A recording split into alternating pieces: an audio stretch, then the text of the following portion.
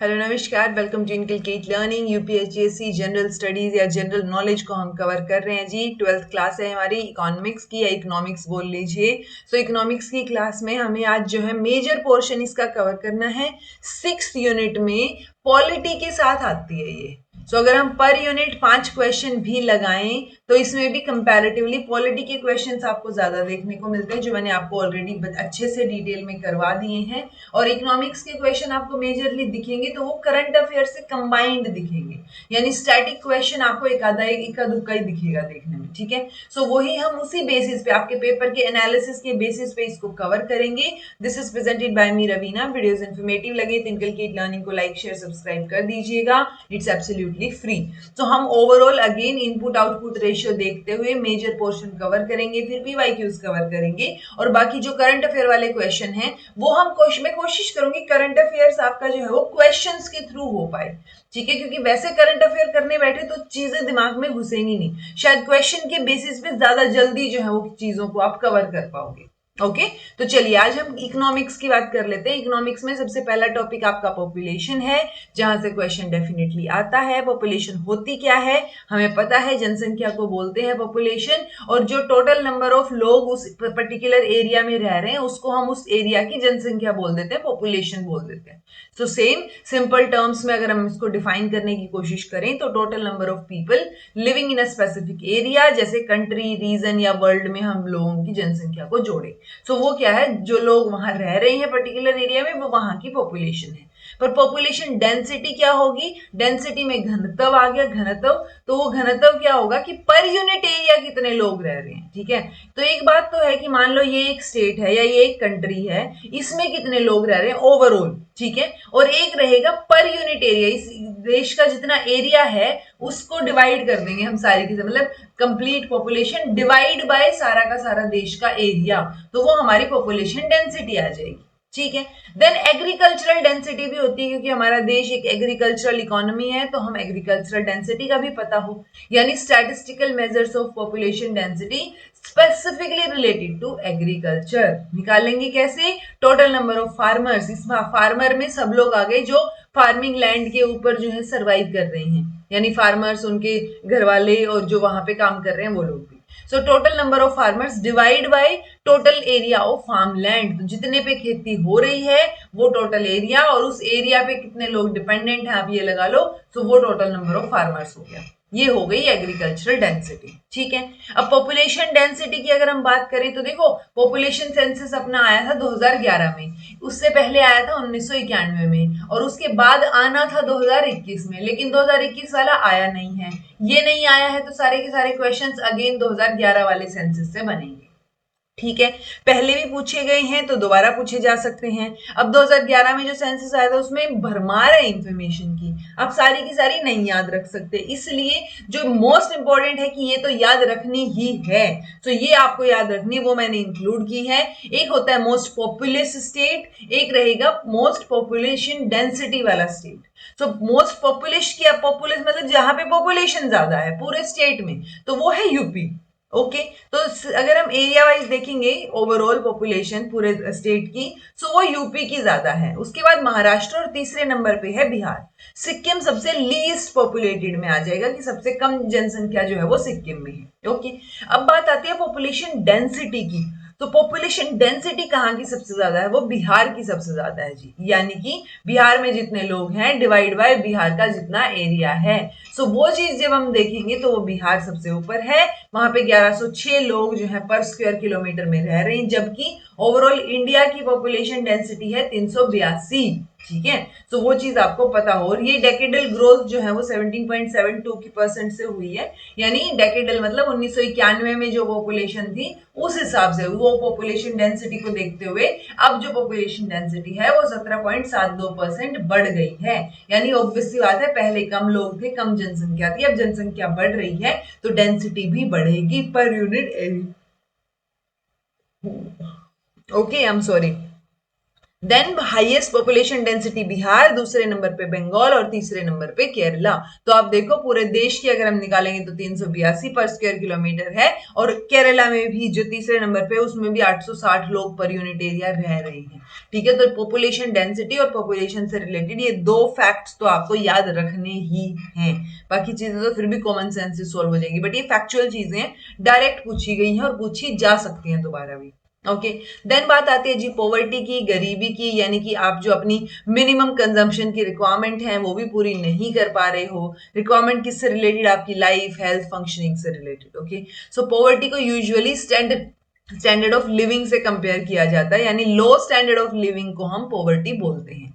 अब पॉवर्टी को रिप्रेजेंट करने के लिए, यानी एक पर्टिकुलर एक क्रिटिकल लेवल जब हम देखते हैं और उससे नीचे के सारे लोगों को जब पुअर क्लासिफाई करते हैं, तो वो जो एक लाइन, वो जो लेवल है उसको हम पॉवर्टी लाइन बोलेंगे। अब ये पॉवर्टी लाइन जो है वो अलग अलग तरीके की हो सकती है, जैसे वैसे तो नाम से ही समझ आ जाएगा, सब्जेक्टिव पॉवर्टी लाइन, यानी ये हम बना रहे हैं, इंसान खुद अपने आप को जज कर रहा है बाकी सारी चीजों के, या मिनिमम स्टैंडर्ड ऑफ लिविंग के बेसिस पे, कि मान लो एक इंसान है वो तो सब्जेक्टिव पॉवर्टी लाइन को मान के चल रहा है कि हाँ ठीक है, खाना पानी मिल रहा है, जिंदगी अच्छे से चल रही है, थोड़ी बहुत सिक्योरिटी है या घर है अपना, ठीक है वो मान लिया। बट एक इंसान है, वो हो सकता है कि घर हो, गाड़ी हो, इन्वेस्टमेंट एक हाई लेवल की हो, वो सारी चीजें होंगी, तब वो अपने आप को गरीब नहीं मानेगा। ठीक है, तो वो सब्जेक्टिव लाइन है ये, जो आप अपने हिसाब से डिसाइड करते हो। तो ये सेल्फ असेस्ड है कि आप अपने बेसिस पे, अपनी एडिक्वेसी, अपनी रिक्वायरमेंट के बेसिस पे किस लाइन को एक क्रिटिकल लेवल मानते हो कि इससे कम तो होना ही नहीं चाहिए। जैसे आजकल इमरजेंसी फंड का बड़ा वो चल रहा है ना, कि आपके पास इमरजेंसी फंड होना चाहिए, कि मान लो आपने 5 लाख 10 लाख बचा रखे हैं, तो वो आपका इमरजेंसी फंड रहेगा कि आप उसको छेड़ेंगे नहीं, और आप जो है उसके ऊपर सर्वाइव करेंगे। सर्वाइव इन द सेंस वो आपने सेफ कहीं रख रखा है कि अगर कोई मुसीबत आ गई, या फिर मान लो आपकी जॉब वॉब चली गई, कई बार बोलते हैं ना कि अगर आपने जॉब भी छोड़नी है तो 6 महीने या 2 साल का इमरजेंसी फंड आपके पास होना चाहिए। इमरजेंसी फंड आप बनाते कैसे हैं कि आपकी मिनिमम रिक्वायरमेंट्स एक महीने की कितनी है, उस बेसिस पे आप साल की, 2 साल की, 3 साल की, ऐसे मिनिमम रिक्वायरमेंट के हिसाब से जितना पैसा आपको चाहिए 3 साल के लिए, वो आप अलग से रखते हैं, that is emergency fund. Okay, so वो इमरजेंसी फंड आप अपनी पॉवर्टी लाइन के बेसिस पे, वो सब्जेक्टिव ही तो है ना, कि आप अपने हिसाब से डिसाइड कर रहे हो कि आपकी मिनिमम रिक्वायरमेंट्स क्या है, राइट? तो वो सब्जेक्टिव पॉवर्टी लाइन है। ऑब्जेक्टिव क्या होगी कि आप किसी ऑब्जेक्टिव मैट्रिक के बेसिस पे एक लाइन खींच रहे हो कि इतना, अगर मान लो जो है इतना कोई कंज्यूम कर पा रहा है, कि मान लो एक पर डे कोई 1000 रुपए कमा पा रहा है, या पर डे कोई 1000 खर्च कर पा रहा है, तो वो क्या है, वो गरीब नहीं है। तो वो ऑब्जेक्टिव पॉवर्टी लाइन हो गई कि आप एक ऑब्जेक्टिव मैट्रिक के बेसिस पे, कंजम्पशन या इनकम के बेसिस पे क्या कर रहे हो, पॉवर्टी लाइन ड्रॉ कर रहे हो। ठीक है, देन है जी एब्सोल्यूट पॉवर्टी लाइन, ये हमने फिक्स कर दी। तो ये लिविंग स्टैंडर्ड्स की टर्म में आपने एक फिक्स कर दी चीज कि ये अगर है तो ठीक है, वरना नहीं है पॉवर्टी लाइन में, या तो आप हैं या नहीं है, ऐसे वाला। देन रिलेटिव पॉवर्टी लाइन, ये आप ये क्या है, ये चेंज होती रहेगी। तो ये वेरी करती रहेगी आपकी कंजम्पशन के हिसाब से, इन्फ्लेशन कितना बढ़ रहा है, जितनी महंगाई बढ़ेगी उस हिसाब से ये पॉवर्टी लाइन मूव करेगी। सो ये रिलेटिव पॉवर्टी लाइन हो गई। ओके, अब वर्ल्ड बैंक ने अलग डेफिनेशन दी है, बाकी लोग अलग डेफिनेशन देते हैं, तो हम वर्ल्ड बैंक की डेफिनेशन एक बार देख लेते हैं। वर्ल्ड बैंक जो है उन्होंने हाल ही में 2022 में ग्लोबल पॉवर्टी लाइन को क्या किया है, अपडेट किया है। ओके, डिसीजन मई में अनाउंस हो गया था, फॉलोड बाय द रिलीज जो है 2020 में, किसकी, जो परचेजिंग पावर पैरिटी है, पीपीपी की फुल फॉर्म याद रखिएगा। मेन डाटा यूज किया गया है ताकि आप क्या करें, ओवरऑल डिफरेंट डिफरेंट कंट्रीज हैं, डिफरेंट डिफरेंट करेंसीज हैं, तो उस बेसिस पे यूनिट्स को कंपेयर करके आप एक लेवल पे आ पाए। तो न्यू एक्सट्रीम पॉवर्टी लाइन जो है वो क्या है, वो $2.15 पर पर्सन पर डे। ठीक है, विच रिप्लेसेस, यानी पहले क्या था, पहले थी जो 2017 की परचेजिंग पावर पैरिटी के बेसिस पे थी। परचेजिंग पावर पैरिटी ये शो करता है कि आप कितना खरीद पाएंगे। सो वो चीजों को देखते हुए, महंगाई को देखते हुए, पहले था $1.90, यानी अगर आप पर पर्सन पर डे इतना भी कमा रहे हैं, मान लो आपके फैमिली में 4 लोग हैं, तो आप इसको 4 से मल्टीप्लाई कर दो, अगर आप चारों के लिए इतना कमा पा रहे हो तो आप गरीब नहीं हो, ये इससे ऊपर अगर आप कमा पा रहे हो तो ठीक है। तो ये एक्सट्रीम पॉवर्टी लाइन अब $1.90 से हटा के 2.15, यानी $2.25 अगर आप पर डे पर पर्सन कमा रहे हो तो आप जो है एक्सट्रीम पॉवर्टी लाइन से ऊपर हो, ऐसी situation. Okay, international poverty line भी इसी को बोलते हैं, ठीक है। तो पहले यही $1.90 थी, इन्फ्लेशन हुआ, चीजें हुई तो हमने चेंज कर दिया। ऐसे ही एशियन डेवलपमेंट बैंक की अगर आप बात करेंगे, वो भी उनका अलग अलग है पॉवर्टी लाइन, जो कि करंटली जो है 1.51 है, $1.5 पर पर्सन पर डे। बस आप ये वाला याद रख लो, $2.25 रिसेंट वाला, ठीक है। देन है जी फर्दर बहुत सारी कमेटीज रही हैं, अगर हम इंडिया की बात करें पॉवर्टी से रिलेटेड कि पॉवर्टी लाइन कैसे डिसाइड होगी, तो ये कमेटीज के बारे में पूछा गया है, तो एटलीस्ट आपको ये पता हो पॉवर्टी से रिलेटेड कौन कौन सी कमेटी है, ठीक है। जैसे अलग कमेटी, ये लकड़ा वाला कमेटी, तो ये आपको याद हो थोड़ी सी। सो पहली जो 1979 वाली अलग कमेटी है, ये वाई के अलग जो है उनके चेयरमैनशिप के अंडर बनाई गई थी, प्लानिंग कमीशन ने इसको बनाया था, प्लानिंग कमीशन खुद 1951 में बना था। ओके, अब ये जो प्लानिंग कमीशन है, इन्होंने एक कमेटी बना दी, इस कमेटी ने जो है क्या किया, पॉवर्टी लाइन रूरल और अर्बन एरिया के लिए डिफरेंट डिफरेंट निकाली, किस बेसिस पे, न्यूट्रिशनल रिक्वायरमेंट के बेसिस पे और रिलेटेड कंजम्पशन एक्सपेंडिचर की, कितना आप खर्चा कर पा रहे हैं उस बेसिस पे। सो ये क्वेश्चन ये आया हुआ है आपके पीवाईक्यूज में कि न्यूट्रिशनल रिक्वायरमेंट के बेसिस पे पॉवर्टी लाइन होनी चाहिए, ये बात किसने बोली, सो वो इस कमेटी ने बोली, ये बात याद रखिए, ठीक है।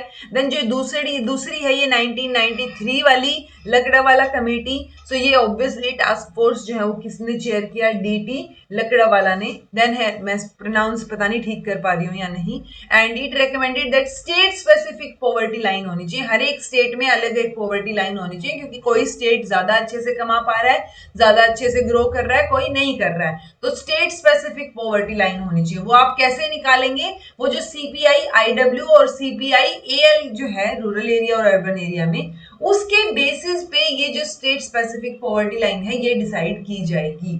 ओके, तो ये आपको अब पता होना चाहिए सीपीआई आईडब्ल्यू और एएल है क्या। तो सीपीआई आईडब्ल्यू की फुल फॉर्म है consumer price index for industrial workers, और एएल है एग्रीकल्चरल लेबरर्स। तो ये गांव के लिए लिमिट बताई, ये इसके बेसिस पे हम शहर के लिए पॉवर्टी लाइन डिसाइड करेंगे, और वो भी स्टेट स्पेसिफिक पॉवर्टी लाइन होंगी। ओके, अब कैसे ये होता क्या है सीपीआई आईडब्ल्यू, तो ये बेसिकली मेजर किया जाता है, मेजर है ये रिलेटिव चेंज का, किसमें, रिलेटिव प्राइसेस में, सॉरी रिटेल प्राइसेस में, किसके, एक fixed basket of goods and services, जो एक normal average working class, middle class family, average working class family जो है खर्चा करती है, कंज्यूम करती है गुड्स एंड सर्विसेज को।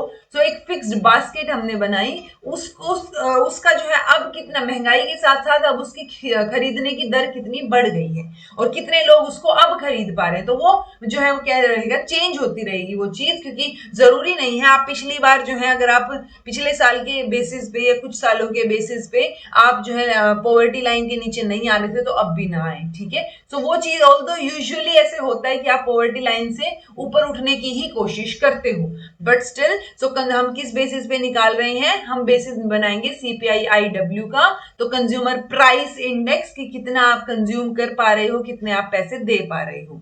अब इसको इन्फ्लेशन को ट्रैक करते हुए जो इंडस्ट्रियल वर्कर्स एक्सपीरियंस करते हैं इन्फ्लेशन, ठीक है, सो उसको ट्रैक करते हुए कौन कंपाइल करेगा इसको, लेबर ब्यूरो जो है वो कंपाइल करेगा इस लिस्ट को, या ये जो हम इंडेक्स बोल रहे हैं इसको, ठीक है। सो ये किसके लिए यूज किया जाता है, ये वेज रेगुलेशन के लिए भी, डियरनेस अलाउंस एडजस्टमेंट के लिए भी यूज किया जाता है, कि इतनी महंगाई बढ़ गई है तो इतने वेजेस बढ़ने चाहिए और इतना डीए जो है डीए भी बढ़ना चाहिए। Okay, it is compiled for the industrial workers employed in any one of the 7 sectors. तो इन सब में जहां पे भी काम कर रहे हैं उन सब के लिए सीपीआई आईडब्ल्यू जो है वो वर्क करेगा। अगर हम इसकी जगह एग्रीकल्चरल लेबरर्स को ले लें, बाकी चीजें सेम रखें कि अच्छा उसको भी लेबर ब्यूरो जो है वो कंपाइल कर रहा है, ट्रैक कर रहा है, सो वो क्या हो जाएगा जी, आपका सीपीआई एएल हो जाएगा, यानी consumer price index for agricultural labourers. Okay, then है जी एक तेंदुलकर कमेटी भी थी 2009 में, so uniform poverty line basket की इन्होंने बात की। जैसे अलग कमेटी थी वो सेपरेट बात कर रहे थे पॉवर्टी लाइन की, किसके लिए, रूरल और अर्बन एरियाज के लिए। तेंदुलकर कमेटी जो है वो कंप्यूट करती है नई poverty line for rural and urban areas of each state, उनकी यूनिफॉर्म पॉवर्टी लाइन बास्केट के बेसिस पे। अलग कमेटी ने न्यूट्रिशनल बेसिस पे किया था, ये पॉवर्टी लाइन बास्केट के बेसिस पे कर रही है, ठीक है। तो ये बास्केट के बेसिस पे 2004-5 में इन्होंने क्या बोला था कि पर कैपिटा पर मंथ यानी पर पर्सन अगर आप 450 भी 450 भी पूरे नहीं है, ये 446.68 per capita per month rural area में कमा रहे हो, यानी इससे ऊपर कमा रहे हो आप पर पर्सन पर मंथ, तो आप जो है किसके अंडर नहीं हो, आप पॉवर्टी में नहीं हो।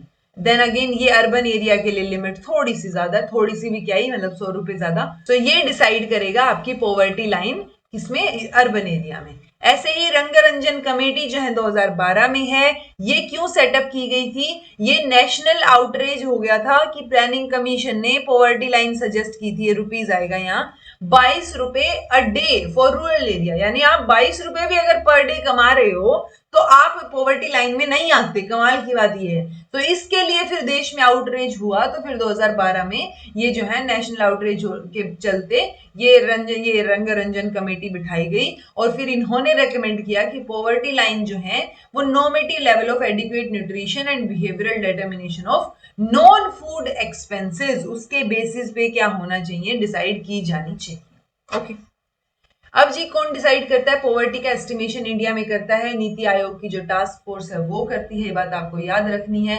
कैसे करेगी, कैलकुलेशंस करके, through the calculation of poverty line, किस बेसिस पे, जो डाटा एनएसएसओ ने कैप्चर किया है, एनएसएसओ की full form national sample survey office, under कौन सी ministry, ministry of statistic and programme implementation, MoSPI. तो मोस्पी के बेसिस पे, मोस्पी के अंडर एनएसएसओ के डाटा के बेसिस पे नीति आयोग का task force poverty line estimate करता है, ये बात आपको याद रखनी है। देन बहुत सारे प्रोग्राम्स चलाए जाएंगे पॉवर्टी को एलिमिनेट करने के लिए। तो कुछ एक क्वेश्चंस जहां से पूछे गए हैं वो एक बार हम देख लेते हैं। योजनाएं, पहले गोल्डन जयंती ग्राम स्वरोजगार योजना, ठीक है। सो ये किसके अंडर आ गई जी, ये 1 अप्रैल 1999 में पुअर पीपल के लिए शुरू की गई थी जो गांव में रह रही है, ठीक है। आपको ये 1999 याद रखना पड़ेगा।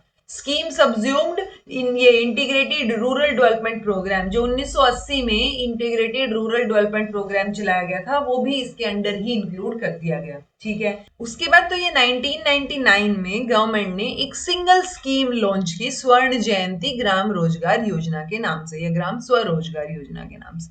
तो ये 6 जो है स्कीम्स इसी के अंडर जो है वो इंक्लूड कर दी गई। That's it, okay. उसके बाद है प्राइम मिनिस्टर ग्रामोदय योजना, ये 2001 में शुरू की।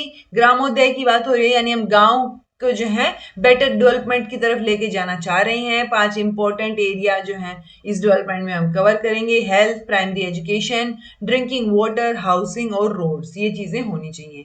3 स्कीम्स जो है वो इस स्कीम में इंक्लूड की गई, प्रधानमंत्री ग्राम सड़क योजना, प्रधानमंत्री ग्रामीण आवास योजना और ग्रामीण ड्रिंकिंग वाटर स्कीम, ठीक है। तो ये तीनों, वही ड्रिंकिंग वाटर, रहने वाली ये आवास योजना और आपकी सड़क योजना। तो सड़क, ये घर, पानी, एजुकेशन और हेल्थ, तो इन स्कीम्स, तीनों स्कीम्स को मिला के और 2 फैक्टर्स और ऐड करके ग्रामोदय योजना शुरू की गई। Okay, then minimum necessity programme, ये 1974 से 78 के बीच में जो 5th 5 ईयर प्लान था उस दौरान इंट्रोड्यूस किया गया। First year of the 5th 5 year, तो फर्स्ट 5 ईयर नहीं, first year of the 5th 5 year, यानी 5वां जो 5 ईयर प्लान था उसके पहले साल में मिनिमम नेसेसिटी प्रोग्राम जो है वो शुरू किया गया। यानी इतनी तो मिनिमम रिक्वायरमेंट है कि जो सब लोगों के पास होनी चाहिए। तो सोशल और इकोनॉमिक डेवलपमेंट हम चाह रहे थे, वो मेजर जो है यहाँ पे ऑब्जेक्टिव था, स्पेशली अंडर प्रिविलेज्ड और डिसएडवांटेज्ड पॉपुलेशन का। ओके,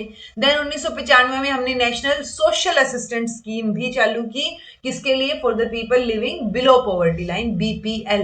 अच्छा, आज के टाइम में बताना बिलो पॉवर्टी लाइन यानी बीपीएल जो है वो किस बेसिस पे डिसाइड किए जा रहे हैं, ठीक है। कि बीपीएल जो कार्ड बन रहे हैं या बीपीएल जिसको इंक्लूड किया जा रहा है, राशन कार्ड बनते हैं ना बीपीएल के, सो वो बीपीएल की लिमिट क्या है कि आप इतने से कम कमा रहे हैं तो आपका बीपीएल कार्ड बन जाएगा, नहीं बन जाएगा, क्या चीज है वो आप बताइएगा, ठीक है। देन नेक्स्ट स्कीम है जी कलेक्टिव लाइफ इंश्योरेंस स्कीम, ये शुरू की गई थी रूरल एरियाज के लिए 1995-96 में। 20 पॉइंट इकोनॉमिक प्रोग्राम, ये 1975 में शुरू किया गया था ताकि हम लोगों को गरीबी से बाहर निकाल सकें। गरीबी हटाओ आंदोलन शुरू हुआ था ना उस टाइम पे, so it was devised, first वापस से रिवाइज किया गया इसको 1982 में, दूसरी बार 86 में और तीसरी बार 2006 में इसको रिवाइज किया गया। सो 1 अप्रैल 2007 से न्यू इकोनॉमिक 20 पॉइंट प्रोग्राम जो है वो इंप्लीमेंट किया गया। ये पॉइंट आप याद रख सकते हैं, पूछा जा सकता है। देन आता है जी अनएम्प्लॉयमेंट, तो गरीबी के साथ साथ बेरोजगारी। बेरोजगारी की भी अलग अलग डेफिनेशन आपको देखने को मिलेगी। सो OECD यानी organisation for economic cooperation and development के बेसिस पे एक स्पेसिफाइड एज ग्रुप में जब आप एक पेड एम्प्लॉयमेंट या सेल्फ एम्प्लॉयमेंट के अंडर नहीं है, ठीक है, सो उसको हम क्या बोलेंगे, अनएम्प्लॉय बोलेंगे, unemployed person. So, a people is the people above a specified age, usually age 15 साल से ऊपर मानी जाती है, तो 15 से 60 साल के बीच में तो हम एटलीस्ट जो है वर्किंग एज ग्रुप मानते ही हैं उसको। So specified as not being in paid employment और self employment but currently available for work. तो ड्यूरिंग रेफरेंस पीरियड जब आप काम के लिए अवेलेबल हो, आप पेड एम्प्लॉयमेंट में या सेल्फ एम्प्लॉयमेंट में, पेड सेल्फ एम्प्लॉयमेंट में नहीं हो, तो आप अनएम्प्लॉयमेंट के अंडर आ जाएंगे। तो अनएम्प्लॉयमेंट जो है वो अनएम्प्लॉयमेंट रेट के बेसिस पे मेजर की जाती है, यानी number of people who are unemployed as a percentage of labour force, यानी टोटल लेबर फोर्स में कितने लोग आते हैं, यानी मान लो 15 से 60 के बीच में कितने लोग हैं वो लोग नीचे रखेंगे, और ऊपर जितने लोग अवेलेबल हैं इसमें से, कि मान लो 1000 लोग हैं 15 से 60 के एज ग्रुप में, लेकिन 900 जो है वो अनएम्प्लॉयड बैठे हैं और उनको नौकरी की जरूरत है, तो ये किस तरीके से निकल जाएगा, 0.9%, 0.9 का इंटू 100 करके, सॉरी, ठीक है। तो 90% आपकी अनएम्प्लॉयमेंट रेट आ जाएगी वहां पे, कि बाकी लोग तो एम्प्लॉयड हैं ही नहीं। ओके, अगेन एनएसएस और नेशनल सैंपल सर्वे ऑर्गेनाइजेशन या ऑफिस जो है वो क्या करते हैं, सिंस इट्स इंसेप्शन 1950 में ये बना था, ये मेजर करते हैं एम्प्लॉयमेंट अनएम्प्लॉयमेंट इंडिया में, कि कितनी एम्प्लॉयमेंट है कितनी अनएम्प्लॉयमेंट है। ये किस बेसिस पे मेजर करते हैं, ये एक्टिविटी स्टेटस के बेसिस पे मेजर करते हैं। अब एक्टिविटी स्टेटस होता क्या है, it refers to an activity situation in which individual is found during the reference period with respect to his participation in economic and non-economic activities। तो आप इकोनॉमिक नॉन इकोनॉमिक एक्टिविटीज में कितना included हैं उसके basis पे ये activity status निकल के आएगा। अब ये एक्टिविटी स्टेटस के 3 ब्रॉड एरियाज हैं, ठीक है। 3 ब्रॉड एरियाज क्या रख रहे हैं हम, पहला है वर्किंग, जो इकोनॉमिक एक्टिविटी में एंगेज है तो उसको हम एम्प्लॉयड बोलेंगे। अब जो काम ढूंढ रहे हैं, they are seeking for work या they are available for work, काम करने के लिए अवेलेबल है, तो वो अनएम्प्लॉयड रहेंगे। अब कुछ लोग ऐसे होंगे जिनके पास ना काम है और जो ना ही काम ढूंढ रहे हैं, सो वो तीसरे पोर्शन में आ जाएंगे, ठीक है। अनएम्प्लॉयमेंट रेट कैसे निकालेंगे, जो अनएम्प्लॉयड वर्कर्स हैं डिवाइड में टोटल लेबर फोर्स जो मैंने आपको बताया और इनटू में 100। अब एस्टिमेशन जो है लेबर फोर्स का या labour participation rate, unemployment rate, आगे जितनी भी चीजें हम कैलकुलेट करेंगे अनएम्प्लॉयमेंट से रिलेटेड वो सारी की सारी अनएम्प्लॉयमेंट रेट के बेसिस पे निकाली जाएंगी, ठीक है। और 15 ईयर्स से 15 साल की एज या उससे ज्यादा एज है तो उसको हम लेबर फोर्स में इंक्लूड करते हैं कि हाँ वो काम कर सकते हैं। ओके, अब कुछ एक टाइप की अनएम्प्लॉयमेंट है जो आपको नाम से ही समझ आ जानी चाहिए, जैसे स्ट्रक्चरल अनएम्प्लॉयमेंट, यानी कि जब मिसमैच है आपकी स्किल्स के बीच में और आपके काम के बीच में, कि आप हो सकता है काम तो कर रहे हो लेकिन आपकी स्किल के बेसिस पे नहीं कर रहे हो। कि मान लो कोई इंजीनियर है, कोडिंग आती है उसको बिल्कुल, लेकिन वो कोडिंग वाला काम करने की बजाय अपनी स्किल वाला काम करने की बजाय एक रिसेप्शनिस्ट का काम कर रहा है या जो है एक कैशियर का काम कर रहा है, तो वो किस में आ गए जी, स्ट्रक्चरल अनएम्प्लॉयमेंट में आ गए। ओके, देन है फ्रिक्शनल अनएम्प्लॉयमेंट। फ्रिक्शनल मतलब कुछ एक फ्रिक्शन के लिए, यानी जो टेम्परेरी अनएम्प्लॉयमेंट है कि आप एक जॉब से दूसरी जॉब में स्विच कर रहे हो या आप नई जॉब ढूंढ रहे हो, उसके बीच में जब आप अनएम्प्लॉयड हो, that is frictional unemployment.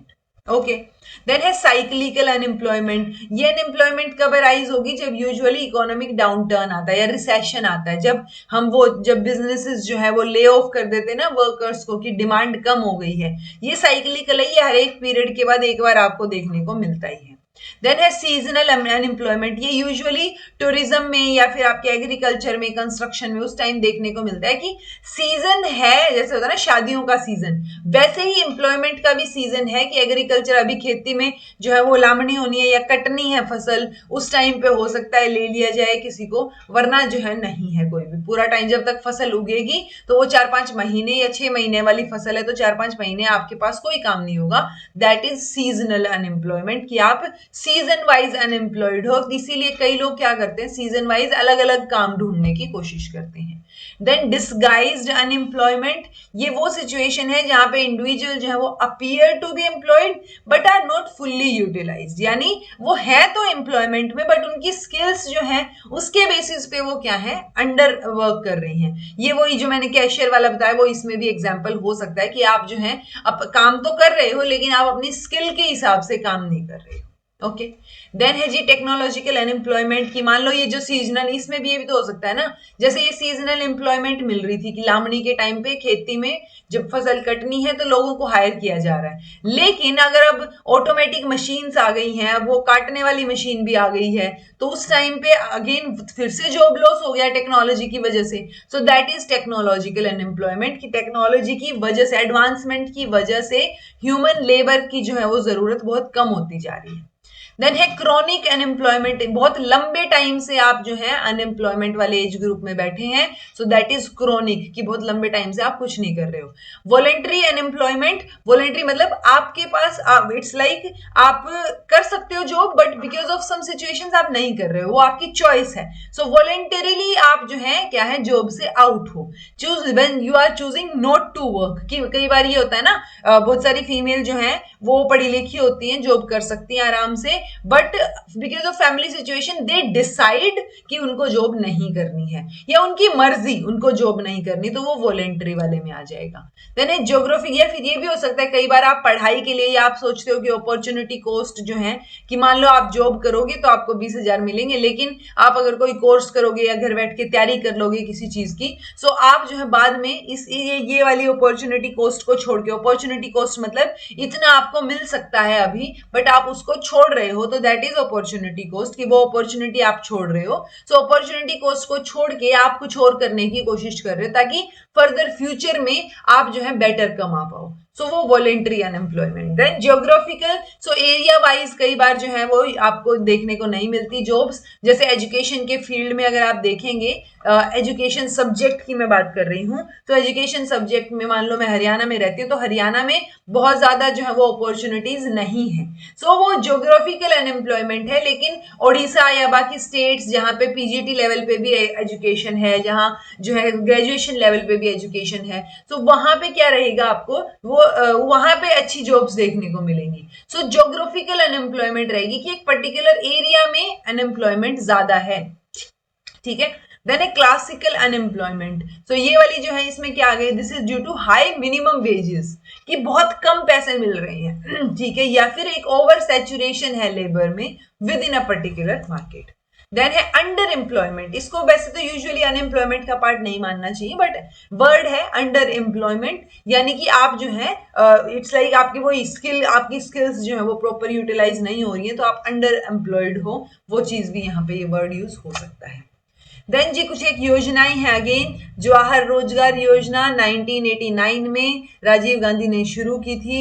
Then national village employment programme और rural landless employment guarantee programme, उनको कंबाइन करके इसको शुरू किया गया था। देन है अश्योरेंस स्कीम, शुरू हुई 1993 में इन 1772 बैकवर्ड डेवलपमेंट ब्लॉक्स, तो ये इतने ब्लॉक में शुरू की गई, एंड जो कि ड्रॉट प्रोन थे, डेजर्ट था जहाँ पे, हिली या ट्राइबल एरिया जहाँ पे काम कम है बेसिकली, सो वहां पे अश्योरेंस स्कीम शुरू की गई कि आपको अश्योर किया जाएगा कि काम मिले।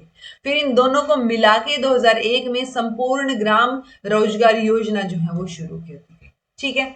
देन है जी ये वाला आपको याद रखना है, मनरेगा वाला, Mahatma Gandhi national rural employment guarantee, तो ये एक्ट जो है वो 2005 में पास हुआ। 2 फरवरी 2006 में पहली बार इसको लॉन्च किया गया आंध्र प्रदेश के बंदापाली डिस्ट्रिक्ट में, ठीक है, तो उस जगह पे इसको लॉन्च किया गया, और सितंबर 2005 में आप देखोगे तो इस एक्ट को पास किया गया कि ये किस लिए है, ये रूरल एम्प्लॉयमेंट गारंटी एक्ट है, कि जो अनस्किल्ड मैनुअल वर्क है ना, जहां पे स्किल की जरूरत नहीं पड़ती, रोज वो दिहाड़ी मजदूरी वाला काम, तो उसके लिए आप मतलब इट्स लाइक आप इसमें एनरोल कर दो तो वो आपको काम देंगे, ठीक है। तो वो अनएम्प्लॉयड से तो बेटर है कि आप अगर कोई स्किल नहीं है पर्टिकुलरली, तो अनस्किल्ड काम जो है वो आप मैनुअल वर्क आपको यहाँ पे दिया जाएगा, ठीक है। देन है ऑब्जेक्टिव क्या था इसका, वही लाइवलीहुड सिक्योरिटी था कि जिन लोगों के पास कोई स्किल नहीं है, कोई चीज नहीं है, तो वो जब हम इंफ्रास्ट्रक्चर डेवलपमेंट करेंगे या कहीं पे कंस्ट्रक्शन लगाएंगे सरकार की तरफ से, तो वहां पे इन लोगों को काम दिया जाएगा। ओके। प्लानिंग और डेवलपमेंट की बात करें तो आजादी के बाद एक सर्वोदय प्लान आपको ध्यान रखना है। जयप्रकाश नारायण 1950 में इन्होंने ये प्रिपेयर किया था। इनको जननायक भी बोलते हैं। अलोंग विद एग्रीकल्चर इन्होंने स्मॉल इंडस्ट्रीज के ऊपर फोकस करने को बोला था। 1999 में उनको भारत रत्न भी मिला था और रमन मैगसेसे अवार्ड भी मिला था पब्लिक सर्विस में 1965 में।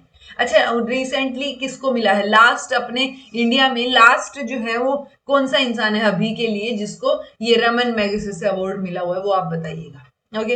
देन प्लानिंग कमीशन आपको याद रखना पड़ेगा जी। प्लानिंग कमीशन यूजुअली हमने बेसिक इकोनॉमिक प्लान तो 1930 के बाद से ही बनाने शुरू कर दिए थे, ठीक है, आपको याद भी हो तो थोड़ा सा। दांडी मार्च थी, पूर्ण स्वराज की बात कर रहे थे 1930 में, जनवरी में हमने इंडिपेंडेंस डे भी मनाया था, आई थिंक 26 जनवरी वाला, ठीक है। सो पॉइंट ये कि उस टाइम पे हम अपने इकोनॉमिक प्लान्स बनाने लग गए थे, बट 1950 में अगर आप देखेंगे, मार्च 1950 में प्लानिंग कमीशन को एस्टेब्लिश किया गया। एंड ये कोई भी स्टैट्यूटरी बॉडी नहीं थी, एडवाइजरी प्लानिंग बोर्ड की रिकमेंडेशन के बेसिस पे था। वो एडवाइजरी प्लानिंग बोर्ड 1946 में बना, उन्होंने रेकमेंड किया कि एक प्लानिंग कमीशन होना चाहिए, और इस एडवाइजरी प्लानिंग बोर्ड के चेयरपर्सन कौन थे, केसी न्योगी थे। ये नॉन कॉन्स्टिट्यूशनल या एक्स्ट्रा कॉन्स्टिट्यूशनल बॉडी है, यानी कॉन्स्टिट्यूशन में प्लानिंग कमीशन मेंशन नहीं है। प्राइम मिनिस्टर इसके एक्स ऑफिशियो चेयरमैन थे, रहते थे, मतलब अब तो नहीं है ये। देन आपका फर्स्ट चेयरमैन जो है वो, first chairman of the commission was उस टाइम के प्राइम मिनिस्टर जवाहरलाल नेहरू। जो डिफेंस मिनिस्टर, फाइनेंस मिनिस्टर थे, वो भी इसका पार्ट होते थे, मेंबर होते थे। देन मीटिंग जो है, मीटिंग ऑफ द कमीशन, वो प्रिसाइड करता था ऑब्वियसली चेयरमैन यानी कि प्राइम मिनिस्टर, ठीक है। और ये प्लानिंग कमीशन जो भी डिसीजन लेगा, जो भी एडवाइस करेगा, जो भी चीजें होंगी, वो आंसरेबल नहीं है पार्लियामेंट में इन एनी वे, यानी आपको ये जो करेगा उसका जवाब पार्लियामेंट में खड़े होकर नहीं देना है। ओके। पहले वाइस चेयरमैन जो है वो गुलजारी लाल नंदा थे, और पहले चेयरमैन जो है वो जवाहरलाल नेहरू थे। ओके। इनका मेन काम था 5 ईयर प्लान्स जो है सेंट्रल लेवल पे बनाना, तो इसको भी थिंक टैंक बोला जाता था, बट आजकल नीति आयोग को बोला जाता है, क्योंकि नीति आयोग ने रिप्लेस किया इसको। ओके। 6 मेंबर्स जो है यूनियन कैबिनेट में, वो इसके एक्स ऑफिशियो चेयरपर्सन मेंबर्स होते थे, and there were a secretary as a member of this commission. Commission was an autonomous body, ये मैंने आपको बता दिया कि ये ना तो ये कॉन्स्टिट्यूशन के अंडर नहीं आता है। It worked in the contact with जो सेंट्रल स्टेट कैबिनेट्स, तो सबके साथ मिलजुल के पॉलिसीज बनाने का काम जो है वो इन्होंने किया है। इनको रिप्लेस किया नीति आयोग ने, तो 15 अगस्त को 2014 में झंडा फहराते टाइम नरेंद्र मोदी जी ने बोल दिया कि एक जो है नया प्लानिंग कमीशन की जगह पे हम क्या लेके आ रहे हैं, नीति आयोग लेके आ रहे हैं। तो प्लानिंग कमीशन यहाँ से अबोलिश हो गया, नीति आयोग बन गया। अगेन नीति आयोग भी कोई कॉन्स्टिट्यूशनल बॉडी नहीं है, अगेन वो इसको भी थिंक टैंक बोलेंगे, तो नाम बदल दिया, काम वही है इसके भी। ओके। सो 1 जनवरी 2015 से नीति आयोग आ गया। अब हमारे पास एक और काम हो गया, नीति की फुल फॉर्म याद रखने का, national institution for transforming India. So NITI Aayog, तो नाम तो बहुत अच्छे अच्छे रखने में एक्सपर्ट हैं, ठीक है, तो नाम बढ़िया रखा ये। देन आपका जो प्लानिंग कमीशन की जगह इसको रख दिया गया। अगेन वही, इसके भी चेयरमैन जो है कौन रहेंगे, यही क्या बोलते हैं, अरे मतलब ये वो रहेंगे, क्या बोलते हैं, अपने प्राइम मिनिस्टर, ठीक है। सो एक्स ऑफिशियो चेयरमैन जो है वो प्राइम मिनिस्टर रहेंगे, अगेन जैसे प्लानिंग कमीशन के थे। यहाँ पे भी अलग अलग वाइस चेयरमैन होंगे, अलग अलग कैबिनेट मिनिस्टर्स होंगे, जैसे वहां होते थे। ओके। ये भी कॉन्स्टिट्यूशनल बॉडी नहीं है, ना ही ये स्टैट्यूटरी बॉडी है, ये बात आपको याद रखनी है। नॉन कॉन्स्टिट्यूशनल या एक्स्ट्रा कॉन्स्टिट्यूशनल बॉडी है, यानी ये किसी एक्ट के थ्रू, कॉन्स्टिट्यूशन के थ्रू नहीं बनाई गई है, बट ये एपेक्स पॉलिसी मेकिंग बॉडी है। इसको थिंक टैंक ऑफ इंडिया या think tank of government of India भी बोलते हैं। ओके। देन जी अब थोड़ी सी बात कर लेते हैं 5 ईयर प्लान्स की। तो 5 ईयर प्लान से पहले उसका थोड़ा बैकग्राउंड देख लेते हैं। सो ये जो प्लानिंग कमीशन था, जो 5 साल के प्लान्स बनाता था, इसने टोटल 12 प्लान बनाए थे, ठीक है। तो 12 प्लान जब तक ये अबोलिश हुआ 2014 के एंड में, तो तब तक 12 प्लान बन चुके थे, तो वो हमें देखने हैं एक बार, ठीक है। सो आइडिया ऑफ प्लानिंग, तो वो वही अगेन 1940 से 50 के बीच में प्रोमिनेंट हो गया था, इकोनॉमिक रीबिल्ड करना है हमें। बहुत सारे इंडस्ट्रियलिस्ट जो है वो 1944 में साथ में आते हैं। एक जॉइंट प्रपोजल जो है वो इंडिया के लिए कि कैसे एक प्लान्ड इकोनॉमी की जानी चाहिए इंडिया में, उसके लिए एक प्लान देते हैं जिसको हम बॉम्बे प्लान बोलते हैं। ओके, प्लानिंग फॉर डेवलपमेंट वो एक क्रूशियल चॉइस जो है वो डेफिनेटली रहती है फॉलोइंग इंडिपेंडेंस। जोसेफ स्टालिन ये पहले पर्सन है जिन्होंने फर्स्ट 5 ईयर प्लान जो है वो इंप्लीमेंट किया था सोवियत यूनियन में। कब? 1928 में। तो जोसेफ स्टालिन पूछे जा सकते हैं, नाम याद रखा जा सकता है। ठीक है, इंडिया ने भी अपनी 5 ईयर प्लान्स की सीरीज जो है वो लॉन्च की इंडिपेंडेंस के बाद में। आइडिया जो है 5 ईयर प्लान का वो बहुत सिंपल है कि अगले 5 साल में हमें क्या क्या करना है, कैसे इनकम होगी, कैसे खर्चा करना है। तो वो एक तरीके से ये लगा लो कि जैसे घर में होता है ना कि इतनी इनकम आ रही है, इतना खर्चा होना चाहिए, इतनी बचत में जानी चाहिए, तो वो सब चीजें प्लान्ड रहती हैं। तो वो प्लान जो है ये 5 साल का प्लान हमने मोटे तौर पे बना दिया है। ठीक है, बजट जो है सेंट्रल गवर्नमेंट का, स्टेट गवर्नमेंट्स का, उसको 2 पार्ट में बांट दिया, non plan budget, plan budget. Non plan budget मतलब ये प्लान नहीं है, ये कहीं कोई सडन खर्चा आ गया वहां पे करने के लिए है। प्लान्ड बजट ये काम किए जाएंगे, तो वो प्लान्ड चीजों को वो डिवोट कर दिया। ठीक है, प्लानिंग कमीशन को थिंक टैंक बोलते थे, उसको रिप्रेजेंट ये रिप्लेस कर दिया नीति आयोग ने। ठीक है, then NITI Aayog has come out with 3 documents. अब 5 ईयर प्लान की जगह हम 3 ईयर एक्शन एजेंडा की बात करेंगे, 7 ईयर के मीडियम टर्म स्ट्रेटेजी पेपर की, और 15 साल का विजन डॉक्यूमेंट। तो काफी लंबे मतलब छोटे टर्म से, शॉर्ट टर्म से लेके लॉन्ग टर्म गोल्स जो हैं वो यहाँ देखने को मिल रहे हैं। ठीक है, 5 ईयर प्लान जो थे वो 1951 से 2017 के बीच में ही एग्जिस्ट करते हैं।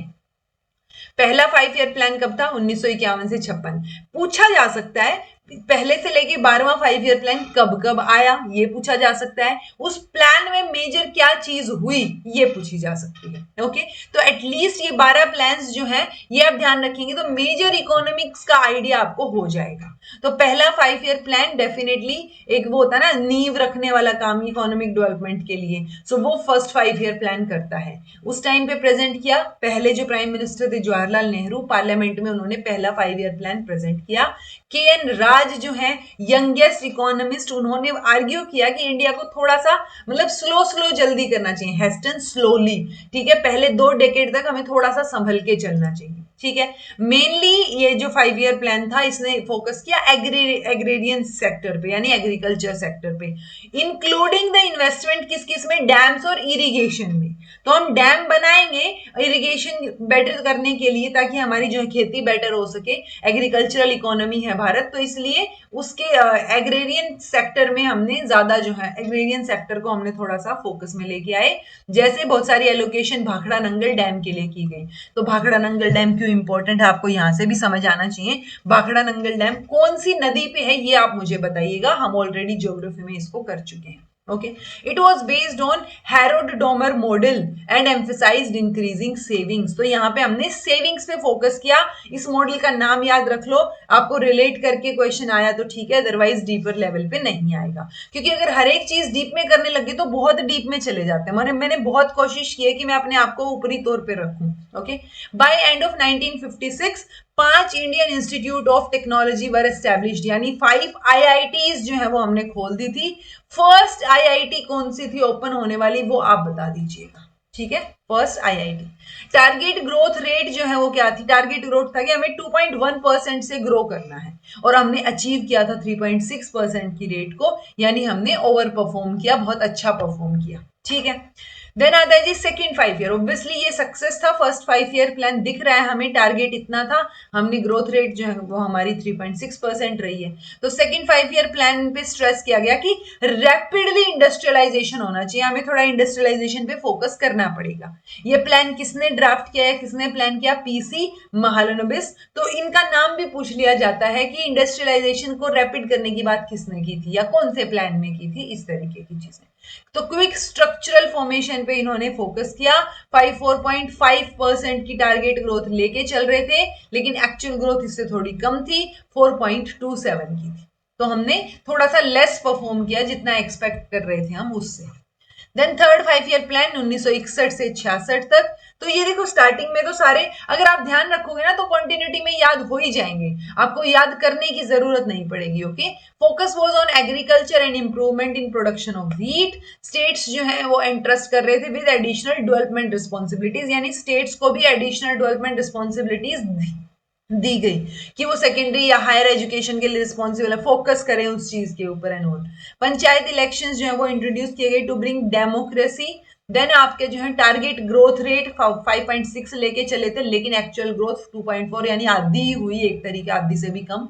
तो यहाँ पे हमने बहुत कम परफॉर्म किया था, और एक्चुअल में 1961 के आसपास अपनी वो लड़ाई भी चल रही थी, तो वो भी एक मेजर रीजन था। So this indicated a miserable failure. Government ने डिक्लेयर किया प्लान हॉलीडेज, कि हम ये प्लान से हॉलीडे ले रहे हैं थोड़ा सा, और क्योंकि यहाँ पे युद्ध भी चल रहा था, ये Sino Indian war and Indo Pak war while caused the third 5 year plan to fail, क्योंकि 1965 में 1961 में तो उस टाइम पे जो है ये लड़ाइयों की वजह से ये प्लान जो है वो अपना फेल हो गया। तो ये मेजर कारण था कि हमें प्लान हॉलीडे लेना पड़ा। 66 से 67, 67 से 68, 68 से 69, यानी 3 साल का प्लान हॉलीडे हमने यहाँ पे ले लिया।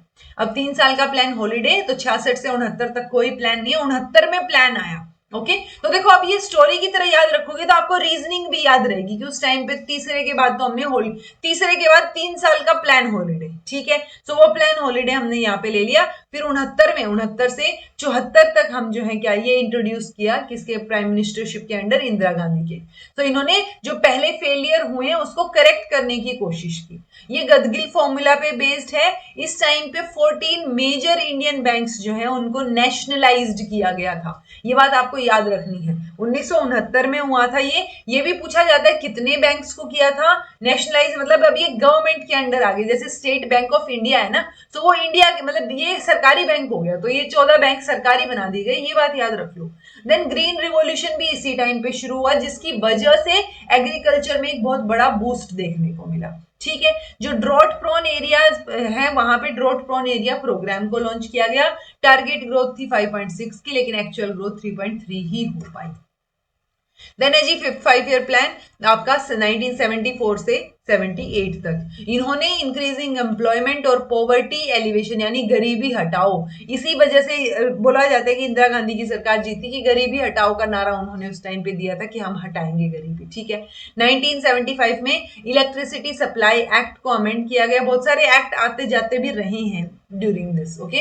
Then Indian national highway system को इंट्रोड्यूस किया गया। मिनिमम नीड प्रोग्राम जो है उसको पहली बार फर्स्ट ईयर ऑफ द, जो मैंने ऊपर भी बताया था मिनिमम नीड प्रोग्राम का, तो उसको शुरू किया गया यहाँ पे। मिनिमम नीड प्रोग्राम किसने बनाया, किसने था, डीपी धर ने बनाया था। टारगेट ग्रोथ 4.4 की थी, लेकिन एक्चुअल ग्रोथ 4.8 हुई, तो हमने ओवर परफॉर्म किया अगेन, ठीक है। 1978, अभी ये तो सिर्फ 1978 तक की बात हो रही है, क्योंकि 1978 में नहीं, वही उस टाइम पे थोड़ा सा पॉलिटिकल बैलेंस नहीं था यहाँ पे, तो यहाँ मोरारजी देसाई की गवर्नमेंट बनती है और वो इन प्लान्स को रिजेक्ट कर देती है, ठीक है। तो 78 से लेके 80 तक जब तक इनकी जनता गवर्नमेंट पार्टी थी, उन्होंने जो ये रिजेक्ट किया था 5th 5 ईयर प्लान, इन्होंने एक 6th 5 ईयर प्लान जो है वो चालू किया। और 1980 में इट्स लाइक इन टर्न, ये फिर 1980 में जब कांग्रेस की गवर्नमेंट आई उन्होंने रिजेक्ट कर दिया। तो ये बीच में रोलिंग प्लान आप इसको बोल सकते हो कि यहाँ पे 78 तक तो ये प्लान अच्छा खासा चला 4 साल, लेकिन गवर्नमेंट बदली, उन्होंने कुछ बदला, उन्होंने प्लान बदला, 6th 5 ईयर प्लान लाने की कोशिश की, बट 1980 में गवर्नमेंट वापस आ गई इंदिरा गांधी की री इलेक्शन के साथ। तो 1978 से 80 तक जो है ये रोलिंग प्लान था। तो वो यहाँ पे वो होता ना कि बीच में जो एक प्लान था, तो वो यहाँ पे हमें देखने को मिला, ठीक है। देन 6th 5 ईयर प्लान आता है 80 से 85 तक। सो यहाँ से हमारी जो है इकोनॉमिक लिबरेशन शुरू होती है। प्राइस कंट्रोल जो है वो एलिमिनेट कर दिए गए as the end of Nehruvian socialism. तो यहाँ पे एंड होता हुआ नजर आया, क्योंकि इसके बाद फिर दूसरी गवर्नमेंट्स भी बनने लग गई ज्यादा। टू प्रिवेंट ओवर पॉपुलेशन, यहाँ फैमिली प्लानिंग जो है उसको इंट्रोड्यूस किया गया। इनफैक्ट ये राजीव गांधी का आइडिया था, उन्होंने पकड़ पकड़ के लोगों को जो है क्या करवाई थी, नसबंदी करवाई थी। सो बोला जाता है कि वो एक मेजर रीजन रहा बाद में गवर्नमेंट के ना जीतने का, ठीक है, कि आप उनकी वही पर्सनल चॉइसेस पे आप जो है क्या कर रहे हो।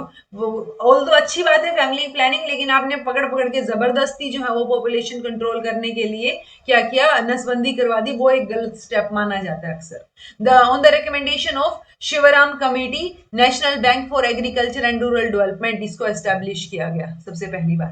तो ये कमेटी का नाम याद रखिए। टारगेट था 5.2 का, एक्चुअल आई 5.7, तो actually it was a success, ठीक है। बट सक्सेस कौन देखता है, बाद में चेंज हो जाएंगी चीजें। 1985 से 90 राजीव गांधी की प्राइम मिनिस्टरशिप के अंडर इसको शुरू किया गया। Productivity levels through the use of technology, तो टेक्नोलॉजी का यूज करके इंडस्ट्रियल प्रोडक्टिविटी लेवल बढ़ाने की कोशिश की गई। मेजर चीज यही है देखा जाए तो। देन आपका जो है 5% की ग्रोथ थी, लेकिन एक्चुअल ग्रोथ 6% तक हम लेके गए। ठीक है, तो ये भी सक्सेस था। बहुत सारी अच्छी चीजें यहाँ पे की गई। आउटकम जो है 6th 5 ईयर प्लान का प्रोवाइडेड एक रोबस्ट बेस, किसको? 7th 5 ईयर प्लान को, ताकि हम मॉडर्न टेक्नोलॉजी को, एंटी पॉवर्टी प्रोग्राम, इन सारी चीजों को आगे बढ़ा सकें। बट 1990 से 92 में अगेन यहाँ पे तो आपको ये भी याद होगा कि 1990 में वो जो था अपना 1986 की लिए रिव्यू कमेटी बिठाई गई थी, 1986 की पॉलिसी के लिए, रामामूर्ति रिव्यू कमेटी। सो रामामूर्ति की कमेटी जो है वो 1986 की पॉलिसी को रिव्यू करने के लिए बिठाई गई थी, लेकिन गवर्नमेंट बदली तो इसकी रिपोर्ट को माना नहीं गया और एक और जनार्दन रेड्डी कमेटी बना दी गई। तो उस टाइम पे ये चीजें चल रही थी, तो एनुअल प्लान जो है वो यहाँ पे आया 1990 से 92 तक। सो 8th 5 ईयर प्लान 1990 में इंट्रोड्यूस होना था, उन्होंने किया ही नहीं इंट्रोड्यूस, क्योंकि इकोनॉमिक स्टेबिलिटी जो है वो यहाँ पे नहीं थी। इंडिया ने बहुत क्राइसिस फेस कर रहा था, इंडिया फॉरेन एक्सचेंज रिजर्व के टाइम, ड्यूरिंग दिस टाइम। तो यहाँ पे फिर 1992 में एलपीजी रिफॉर्म्स आते हैं जी, लिबरलाइजेशन, प्राइवेटाइजेशन, ग्लोबलाइजेशन। इससे पहले हम एक सेल्फ सफिशिएंट इकोनॉमी बनने की कोशिश में थे, बट यहाँ पे फिर हमने लिबरल कर दी चीजें कि हम बाकी जगह से भी लेन देन करेंगे। ठीक है, तो वो इकोनॉमिक प्रॉब्लम को सॉर्ट आउट करने के लिए एलपीजी रिफॉर्म्स आते हैं। इसको इकोनॉमिक, न्यू इकोनॉमिक पॉलिसी भी कई बार बोल दिया जाता है। किसकी प्राइम मिनिस्टरशिप के अंडर था ये? PV Narasimha Rao. LPG reforms में बहुत बड़ा रोल मनमोहन सिंह का माना जाता है, अगर आपको थोड़ा सा भी ध्यान हो। ओके, देन फिर 92 में जो क्या आता है, नेक्स्ट प्लान आता है ये 8th 5 ईयर प्लान। तो इसने प्रमोट किया इंडस्ट्रीज के मॉडर्नाइजेशन को, और यहाँ पे वर्ल्ड ट्रेड ऑर्गेनाइजेशन, यानी 1 जनवरी 1995 को इंडिया ने वर्ल्ड ट्रेड WTO जो है वो ज्वाइन कर लिया। गोल्स क्या थे? पॉपुलेशन ग्रोथ को कंट्रोल करना, पॉवर्टी रिड्यूस करना, एम्प्लॉयमेंट जनरेट करना, जो इंफ्रास्ट्रक्चर है, टूरिज्म है, उसको मैनेज करते हुए चीजों को डेवलप करना, ह्यूमन रिसोर्स डेवलपमेंट पे फोकस। तो सारी अच्छी अच्छी चीजों पे फोकस करने की हमने कोशिश की है। पंचायत और नगर पालिकाज को भी इंक्लूड करने की कोशिश की डिसेंट्रलाइजेशन के थ्रू। आपको याद होगा पंचायत और नगर पालिकाज कौन से शेड्यूल में मेंशन है, तो 12 शेड्यूल में से कौन से में पंचायत और कौन से में नगर पालिकाज मेंशन है, ये आप मुझे बताइएगा, मैंने करवाया था पॉलिटी में। ओके, टारगेट ग्रोथ थी 5.6, बट एक्चुअल ग्रोथ बहुत बढ़िया 6.8 निकल के आई। ओके, देन क्योंकि एक चीज सक्सेस होती है ना, तो एक चीज सक्सेसफुल होती है तो दूसरे वाली, मतलब उसके ऊपर फिर हम अगली वही प्लानिंग करने की कोशिश करते हैं। अगर बैक टू बैक ये 5 ईयर प्लान्स फेल हो रहे होते, हम ग्रोथ अचीव नहीं कर पाते, तो हम ऑब्वियसली डिमोटिवेट हो गए, ये पहले ही बंद हो जाते। ओके, सो 9th 5 ईयर प्लान 1997 से 2002।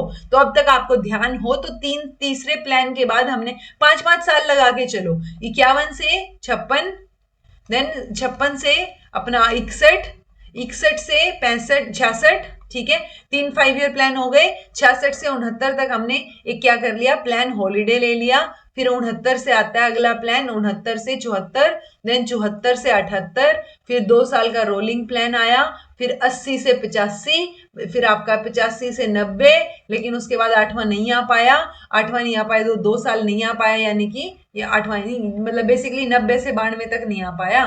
तो 90 से 92 तक एनुअल प्लान, फिर 92 से 95, ये 97, 5 ना, 92 से 97 5 साल, और 97 से 2002 ये 9वां प्लान। तो देखो 1 2 3, देन आपका 4 5 6 7, और ये 8वां 9वां, हाँ ठीक है, ये 8वां 92 से 97 वाला, और 9वां प्लान आपका 97 से 2002।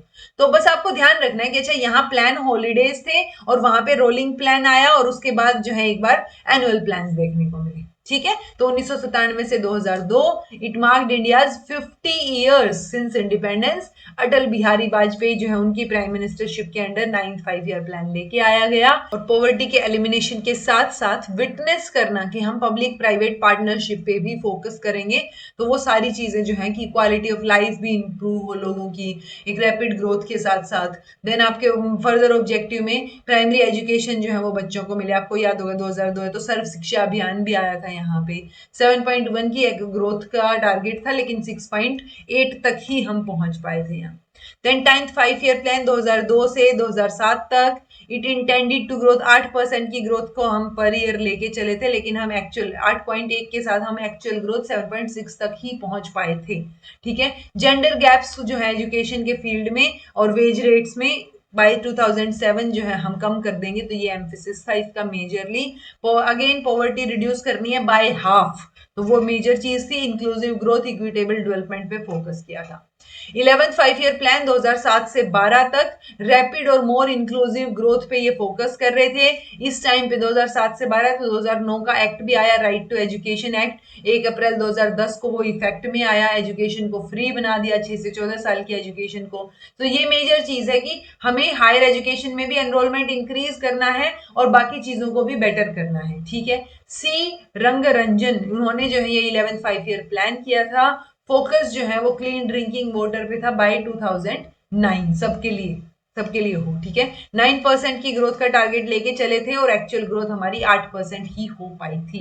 देन है 12th 5 ईयर प्लान, ये हमारा लास्ट प्लान था, 2012 में बना था। 2014 में प्लानिंग कमीशन को ये अबोलिश कर दिया, बट जो चीज ऑलरेडी शुरू हो रखी है वो तो पूरी होनी है। तो 12th 5 ईयर प्लान 2012 से 17 तक के लिए था। लास्ट 5 ईयर प्लान है ये, फास्टर मोर इंक्लूसिव और सस्टेनेबल ग्रोथ जो है ये इस थीम के साथ आगे बढ़े थे। इस थीम को थोड़ा ध्यान रख लीजिए। पॉइंट वैसे ये भी है कि आपको स्टोरी की तरह याद रहा तो ऑटोमेटिकली चीजें याद रह जाएंगी। ठीक है, तो आप थोड़ा सा रिलेट या कनेक्ट करेंगे चीजों को तो चीजें रहेंगी। टारगेट हम 9% का लेके चले थे, बट एक्चुअल में हम 8% ग्रोथ ही जो है वो अचीव कर पाए। ठीक है, ये नेशनल डेवलपमेंट काउंसिल ने अप्रूव किया था। ठीक है, तो चलिए जी, 9% के टारगेट के साथ 8% रेट हम जो है ग्रोथ को, बट इन 2012 जो है ये बनाया गया फॉर दिस प्लान। तो आप ये चीजें थोड़ी थोड़ी ध्यान रख सकते हो। हर एक की टारगेट और ये याद रखने की जरूरत है नहीं। मेजर मेजर चीजें, मेजर नाम वो आपको याद रखने हैं। ये अपने 12 5 ईयर प्लान्स हो गए। देन बात आती है इनकम टैक्स की। इनकम टैक्स फर्स्ट टाइम अगर आप देखेंगे तो 1960 में सर जेम्स विल्सन ने जो है वो शुरू किए थे, क्योंकि 1857 की क्रांति हुई थी। उसके बाद बहुत सारा लॉस हो गया था, तो उस लॉस को रिकवर भी आपसे ही करेंगे, हम दुगना लगान वसूल करेंगे। तो वो दुगना लगान वसूल करने के चक्कर में यहाँ से इनकम टैक्स जो है वो यहाँ पे इंक्लूड कर दिया गया। ठीक है, एक सेपरेट इनकम टैक्स एक्ट भी पास किया गया 1886 में। 1918 में एक न्यू इनकम टैक्स भी पास किया गया, अगेन उसको रिप्लेस किया गया 1922 के एक नए एक्ट के साथ। तो 1900 ये जो है 1961 से 62 तक बहुत सारे अमेंडमेंट के साथ ये वाला ही एक्ट बना रहा। फिर इनकम टैक्स एक्ट 1961 हम नया लेके आते हैं और 1 अप्रैल 1962 से जो है ये काम में लागू हो जाता है, मतलब इंक्लूडिंग जम्मू कश्मीर, पूरे इंडिया में जो है ये लागू कर दिया जाता है। ठीक है, और 1962 के बाद बहुत सारे जो है इसके अंदर आपको चेंजेस देखने को मिलेंगे, अमेंडमेंट्स देखने को मिलेंगे। हर साल जो है बजट जो है वो पेश किया जाता है, इनकम टैक्स एक्ट के अंडर बनाया जाता है। Income tax is levied on the total income of the tax payer. Computation जो है वो टोटल इनकम टैक्स एक्ट 1961 के बेसिस पे की जाएगी कि कितना टैक्स आपको देना है। तो वही टैक्स स्लैब जो है वो कई बार हर साल चेंज कर देते हैं, कभी कुछ नया ले आते हैं, कुछ एडिशन कर देते हैं, कुछ हटा देते हैं, तो वो चीजें बजट में चलती रहती हैं। ठीक है, इनकम टैक्स की बात कर रहे हैं तो सीबीडीटी आपको याद रखना है। ये क्वेश्चन पूछा गया है, सीबीडीटी किससे रिलेटेड है, तो इनकम टैक्स से रिलेटेड है। तो central board of direct taxes, ये एक स्टैट्यूटरी बॉडी है department of revenue, ministry of finance के अंडर। ये डायरेक्ट टैक्सेस के बारे में देखती है, including income tax, corporate tax through income tax department. तो ये डायरेक्ट टैक्स यानी इनकम डायरेक्ट और इनडायरेक्ट टैक्स होते हैं। तो इनकम टैक्स, कॉर्पोरेट टैक्स जो है वो डायरेक्ट टैक्स के अंडर आएंगे। ठीक है, सीबीडीटी को 1964 में बनाया गया था, 1961 में एक्ट बनाया गया नया और 1964 में सीबीडीटी को बनाया गया central board of revenue act 1963 के तहत। ओके, काउंटर पार्ट है इसका इनडायरेक्ट टैक्सेस, वो क्या है, central board of indirect taxes and custom यानी सीबीआईसी। तो सीबीडीटी पूछा गया है, सीबीआईसी पूछा जा सकता है। ओके, CBDT is currently headed by Ravi Agrawal और चेयरपर्सन जो है वो, ये चेयरपर्सन है किसके, सीबीडीटी के, central board of direct taxes के। तो टैक्सेस होते क्या है, इनवॉलेंट्री फीस है जो देनी पड़ेगी इंडिविजुअल या कॉर्पोरेशंस को, गवर्नमेंट को, ताकि फाइनेंशियल एक्टिविटीज जो है वो चलती रहें। दो टाइप के टैक्सेस हैं, direct tax, indirect tax. Direct tax जो है जो डायरेक्टली जो है इंडिविजुअल पे या कॉर्पोरेशन पे लग रहे हैं, दैट इज डायरेक्ट टैक्स, यानी उन्होंने इनकम कमाई तो इनकम टैक्स, या कॉर्पोरेशन या म्यूनिसिपल टैक्स या वेल्थ टैक्स, तो ये डायरेक्ट टैक्सेस के एग्जाम्पल है, प्रोग्रेसिव बोला जाता है इनको नेचर में। इनडायरेक्ट टैक्स जो है वो किसी गुड्स, यूजुअली जो मैन्युफैक्चरर है ना उस पे लगते हैं, but passed on to the final consumer. तो फाइनल कंज्यूमर या कस्टमर तक जो है वो पास ऑन होते हैं, जैसे वैट, देन आपका ये service tax, GST, excise duty, entertainment tax, custom duty. So ये एक्साइज ड्यूटी और ये इनकम टैक्स जो है वो मेजर चंक होते थे अगर ओवरऑल मिलाएं तो। लेकिन अगर आप देखेंगे कि इनकम टैक्स नहीं, कॉर्पोरेट टैक्स, कॉर्पोरेट और एक्साइज ड्यूटी। बट ओवरऑल अगर आप डायरेक्ट टैक्स में देखेंगे, सिंगल लार्जेस्ट रेवेन्यू कहां से आता है, कॉर्पोरेट टैक्स से आता है। In the year 23-24 Indian government जो है एस्टिमेट किया उन्होंने 2.5 trillion in revenue from corporate tax, यानी सिर्फ कॉर्पोरेट टैक्स से इतना आ जाएगा, which accounts to be the 40% of total tax. लेकिन अगर हम टॉप 2 माने कि दो ऐसे जो मेजर चंक इंक्लूड कर लेते हैं गवर्नमेंट के टैक्स का, तो that is corporate tax and GST. अब ठीक है, पहले एक्साइज ड्यूटी और आपका कॉर्पोरेट टैक्स होता था कि ये दोनों मिलके एक मेजर चंक जो है गवर्नमेंट को देते थे टैक्स कलेक्ट करके, बट अब जो है वो जीएसटी है और कॉर्पोरेट टैक्स है। ठीक है, सो वही अगेन चेंज होती रहेंगे इनकम के बेसिस पे टैक्सेस। देन एग्रीकल्चर की बात करेंगे तो ग्रीन रिवॉल्यूशन एग्रीकल्चर में याद रख ही लो, क्योंकि ये ग्रीन रिवॉल्यूशन से रिलेटेड क्वेश्चन आना, उसके फादर के बारे में पूछा जाना, और ग्रीन रिवॉल्यूशन से ही मेजरली हम एग्रेरियन इकोनॉमी की तरफ आगे बढ़े थे। तो भारत एक जो है वो खेती क्या बोलते हैं, खेती प्रधान तो नहीं बोलेंगे, एग्रीकल्चरल इकोनॉमी बोलते हैं इसको हम। तो ग्रीन रिवॉल्यूशन आपको नाम याद रखना है। वर्ल्ड लेवल पे अगर आप देखोगे तो नॉर्मन बोरलॉग ये फादर ऑफ ग्रीन रिवॉल्यूशन है। इनको नोबेल प्राइज भी मिला था 1970 में इनके काम के लिए। इन्होंने high yielding variety of wheat develop किया था। ठीक है, कि बहुत ज्यादा वेराइटी आएगी कि ये वाला व्हीट उगाओगे तो अच्छी यील्ड देखने को मिलेगी, अच्छा जो है फसल देखने को मिलेगी। इंडिया में ग्रीन रिवॉल्यूशन की बात करेंगे तो एमएस स्वामीनाथन का नाम हमें याद रखना पड़ेगा। ठीक है, green revolution resulted in great increase in production, तो बहुत हाई यील्ड जो है वो यहाँ पे स्पेशली व्हीट और राइस में हमें देखने को मिली थी। ड्रेस्टिक सक्सेस जो है वो मैक्सिको में और इंडियन सब कॉन्टिनेंट में इसका हुआ था। ग्रीन रिवॉल्यूशन जो है वो ये 67-68 से लेके मतलब ये अराउंड 10 साल जो है इसने इंडिया का स्टेटस जो है वो चेंज कर दिया। फूड डेफिशिएंट कंट्री से हम वर्ल्ड लीडिंग एग्रीकल्चरल नेशन जो है वो निकल के आते हैं, यानी इतनी यील्ड हाई जो है वो हमारी हो गई थी।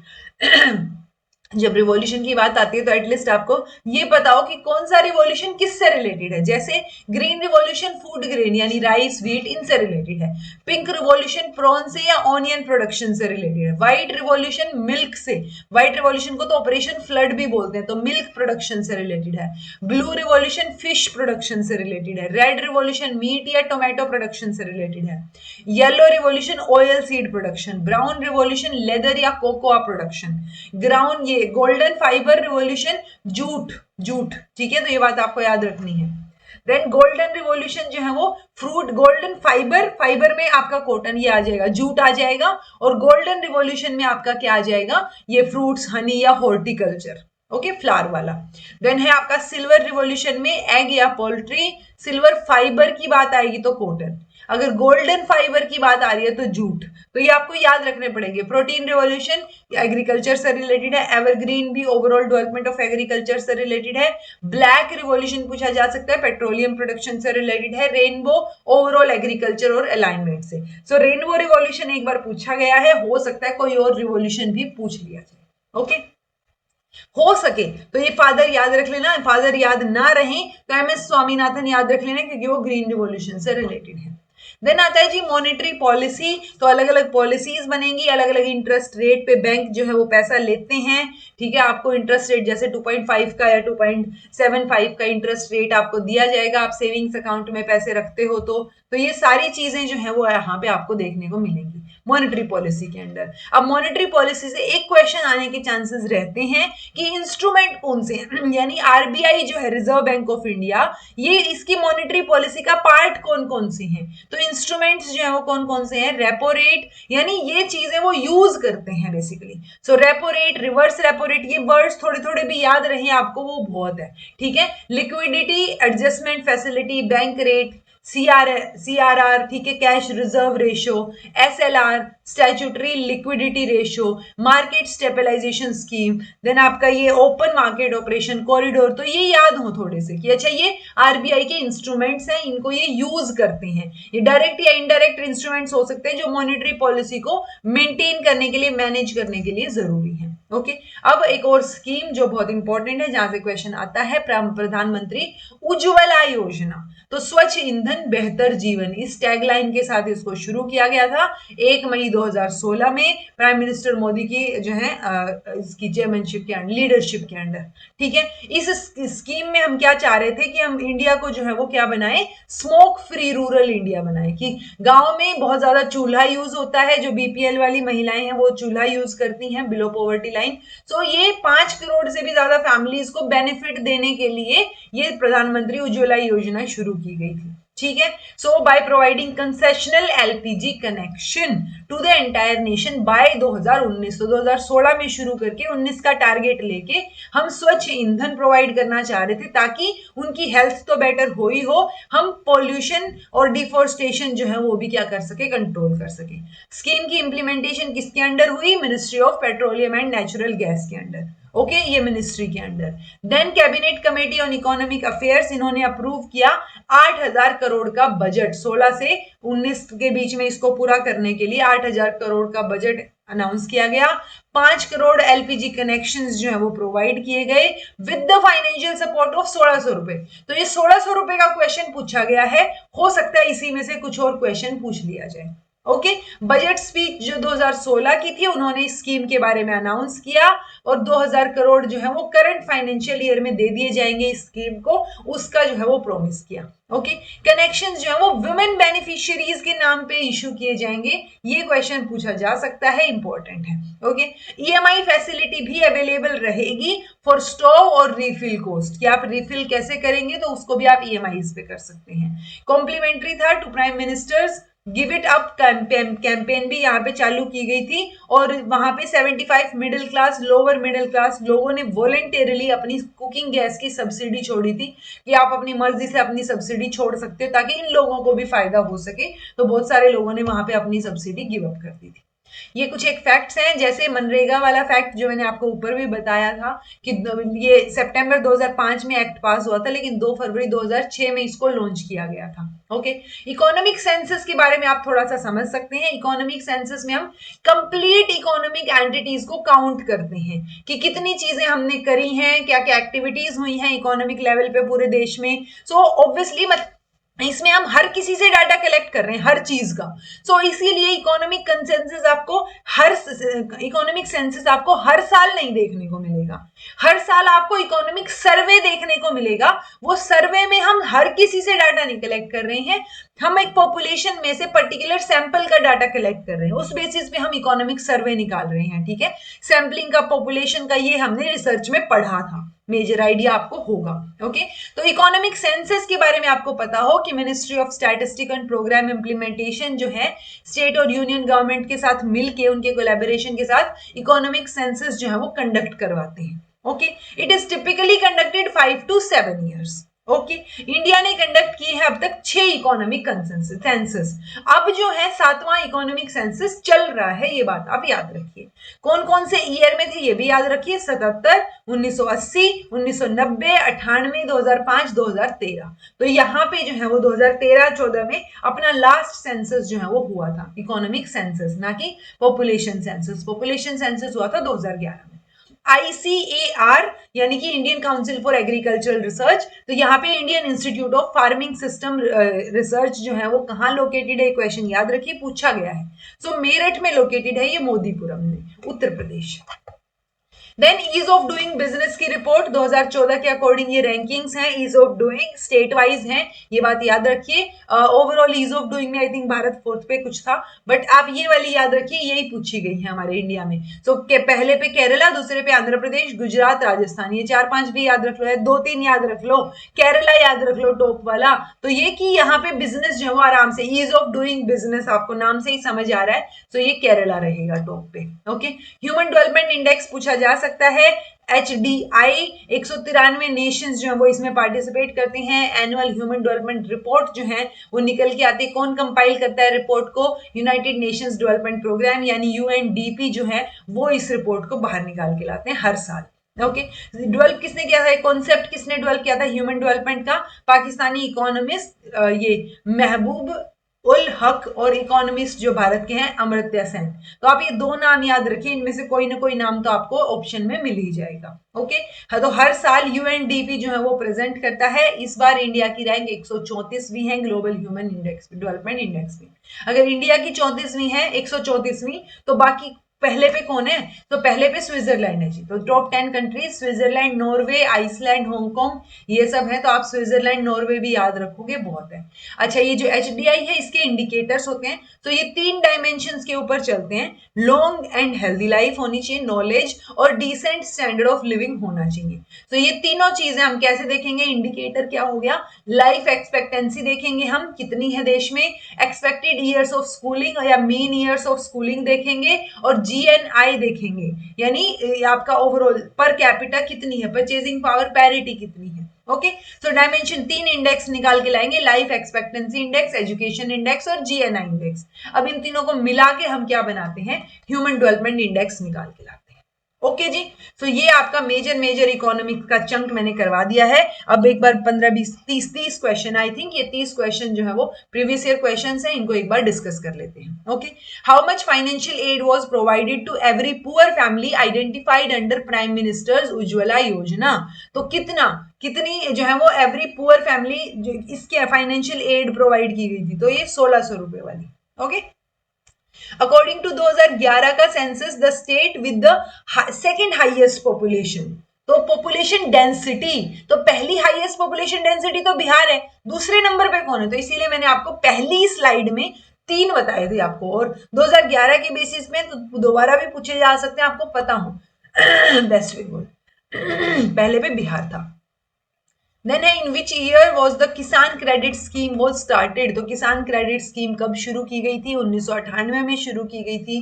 KCC यानी कि इंडियन बैंक्स जो है वो प्रोवाइड करेंगे फार्मर्स को टाइमली और अफोर्डेबल क्रेडिट, ताकि वो एग्रीकल्चरल नीड्स जो है वो पूरी कर पाए। ओके, सेंट्रल गवर्नमेंट का जो एम्बिशियस स्कीम है to promote entrepreneurship, stand up India, is associated with which of the following? किससे एसोसिएटेड है? वुमेन माइनॉरिटीज से, scheduled caste, scheduled tribe and women से, minorities, scheduled caste, scheduled tribe से, या सभी से?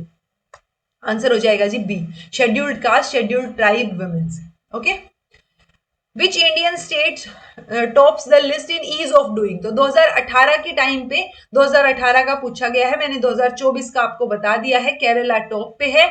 यहाँ पे कौन टॉप पे था? यहाँ पे आंध्र प्रदेश टॉप पे था, लेकिन ये आंसर 2018 के बेसिस पे, ये बात याद रखिए। तो आपको 2024 वाली लिस्ट याद रखनी है जो मैंने ऊपर आपको करवा दी। 2011 के सेंसस के हिसाब से यूपी का कौन सा डिस्ट्रिक्ट जहां पे हायर फीमेल लिटरेसी रेट देखने को मिल रही है 2011 के बेसिस पे? तो ये क्वेश्चन ड्रॉप हुआ था क्योंकि इनमें से कोई भी जो है वो नहीं है हायर फीमेल लिटरेसी रेट में, तो ड्रॉप करके गौतम बुद्ध नगर आप याद रखिए, ये हाईएस्ट फीमेल, ऑल्दो हायर में हम इनमें से भी बात कर सकते हैं, बट ये क्वेश्चन ड्रॉप्ड था। सो गौतम बुद्ध नगर जो है यूपी में वो हाईएस्ट फीमेल लिटरेसी रेट है। जब फीमेल लिटरेसी यहां ज्यादा है तो ऑब्वियसली मान के चलो कॉमन सेंस के साथ मेल लिटरेसी भी यही ज्यादा है, और ओवरऑल लिटरेसी भी गौतम बुद्ध नगर में ही ज्यादा है 83% के साथ। इनफैक्ट मेल लिटरेसी तो 89 पॉइंट समथिंग के साथ टॉप पे है। जेंडर रेशियो इन इंडिया, ये तो आपको पढ़ने की भी जरूरत नहीं होनी चाहिए। मेल ये क्या बोलते हैं, male is equal to female, male ज्यादा है फीमेल कम है, या मेल ज्यादा कम है फीमेल ज्यादा है, क्या रहेगा? तो आंसर क्या रहेगा जी? मेल ज्यादा है female come. Okay, When current income of government is less than its current expenditure, तो क्या रहेगा? तो देखो डेफिसिट वर्ड यूज ही वहां होता है जहां कमी हो, ठीक है? Revenue deficit, fiscal deficit. जब आप ओवरऑल डेफिसिट देखते हो, यानी ओवरऑल जो आपने रेवेन्यू मतलब जो इकट्ठा करा है इनकम टैक्स से, बाकी चीजों से, तो जो ओवरऑल कलेक्ट किया है वो अगर कम है और एक्सपेंडिचर आपका ज्यादा है ओवरऑल में, तो वो फिस्कल डेफिसिट होगा। लेकिन अगर आप सिर्फ रेवेन्यू और सिर्फ एक्सपेंडिचर देख रहे हो तो वो क्या हो जाएगा आपका? वहां पे अगर रेवेन्यू कम है, एक्सपेंडिचर ज्यादा है, तो वो आपका रेवेन्यू डेफिसिट हो जाएगा, ठीक है? तो जब सिर्फ करंट एक्सपेंडिचर, करंट इनकम की बात हो रही है तो आपका रेवेन्यू डेफिसिट होगा। अगर क्योंकि सिर्फ इनकम टैक्स से ही नहीं आती ना, सो वो इनकम के साथ साथ और जो है कैपिटल गेन्स या चीजें जो हम ऐड कर देते हैं, जब हमने बहुत सारी एक्सपेंडिचर को और बाकी चीजों को जोड़ दिया और इनकम को जोड़ दिया इन द सेंस सारी चीजों को इकट्ठा लेके चल रहे हैं, तो वो फिस्कल डेफिसिट होगा। सीबीडीटी 2 बार पूछा गया है दोनों शिफ्ट में। सीबीडीटी किस टाइप के टैक्स के साथ एसोसिएटेड है? Income tax, business, excise duty, customs. तो इनकम टैक्स से रिलेटेड है जी, डायरेक्ट टैक्सेस से रिलेटेड। डायरेक्ट टैक्सेस में इनकम टैक्स है, ठीक है? सीबीआईसी की बात की थी हमने, इनडायरेक्ट टैक्स से related. As per estimate of population division of United Nation, what was the population of India in मई 2018? तो यहां से समझ आता है कि हाँ, अभी के लिए हमारी पॉपुलेशन कितनी है वो आप याद रख सकते हो। तो अभी हमारी पॉपुलेशन कितनी है वो आप कमेंट करके बताना। ऑल्दो हमारा पॉपुलेशन सेंसस आया नहीं है, बट आइडिया कितना है वो हम लगा सकते हैं। 2018 के बेसिस पे 135 था। इंडिया की 2024 की पॉपुलेशन प्रोजेक्ट की जा रही है 1.45 और 2054 तक ये 1.69 बिलियन तक जाएगी। ये देखो, अभी के लिए ये मिलियन थी 2018 में, अब हम बिलियंस पे पहुंच रहे हैं, 1.45 बिलियन की बात कर रहे हैं। Okay, who among the following is known for introducing the concept of human development index? तो देखो इन दोनों का नाम आए, अमर्त्य सेन और महबूब उल हक का, तो महबूब उल हक के साथ जाना है। मेजर कंट्रीब्यूशन इनका रहता है। इंडिया में बात करोगे तो अमर्त्य सेन की बात कर देना। Okay, Which one of the following is the important factor in rural out migration? यानी शहर की तरफ मूव करने का क्या मेजर रीजन है लोगों का? Unemployment, agriculture inefficiency, lack of basic services in rural areas या पॉपुलेशन ग्रोथ? पॉपुलेशन तो फिर भी कम है, गांव में चल जाएगी, बट पॉपुलेशन शहर में ज्यादा है और अनएम्प्लॉयमेंट की वजह से ज्यादा है। तो अनएम्प्लॉयमेंट एक रीजन है कि लोग रूरल से बाहर मूव कर रहे हैं। रेनबो रिवॉल्यूशन किससे रिलेटेड है? तो एग्रीकल्चर और allied, industrial sector, banking sector, green house effect. तो ये तो एग्रीकल्चर से रिलेटेड है ना। Scheme of guaranteed employment was launched in 1972 for the first time in the state of. तो कहां ये जो सबसे पहले स्कीम ऑफ गारंटीड एम्प्लॉयमेंट शुरू की गई थी? तो ये महाराष्ट्र में शुरू की गई थी। When did the first regional rural bank came into existence? तो पहला रीजनल रूरल बैंक कब एग्जिस्टेंस में आता है? 1975 में। आरआरबीज, रीजनल रूरल बैंक्स, सबसे पहले सेटअप हुआ 26 सितंबर 1975 के ऑर्डिनेंस के बेसिस पे और 76 में ये एक्ट बन गया। पहला जो है वो 2 अक्टूबर 1975 को मुरादाबाद यूपी में जो है ये क्या प्रथम बैंक शुरू किया गया, RRB.